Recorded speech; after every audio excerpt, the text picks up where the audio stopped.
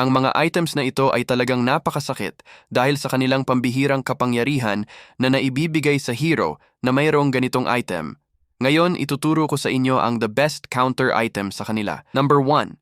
Ang Hunter Strike ay madalas natin makita sa mga assassins at fighters bilang kanilang first o second item dahil bukod sa napakataas ng damage nito ay mayroon din itong movement speed at penetration.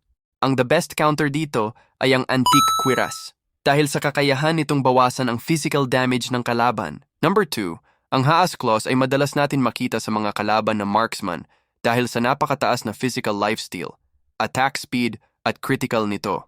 At ang the best item pang counter dito ay ang Dominance Ice para mabawasan ang lifesteal at attack speed ng kalaban dahil sa passive nito na anti-sustain at pampabagal sa attack speed ng kalaban. Number 3, ang Demon Hunter Sword ay kadalasan item ng mga marksman at napakaganda nito dahil maliban sa kanyang lifesteal at attack speed ay may kakayahan itong lusawin ang mga high HP heroes dahil sa kanyang passive. At ang mabisang pang counter dito ay ang Blade Armor dahil napakataas ng physical defense nito at may kakayahang ibalik ang sakit na naramdaman mo. Baka may tanong ka pa tungkol sa counter items.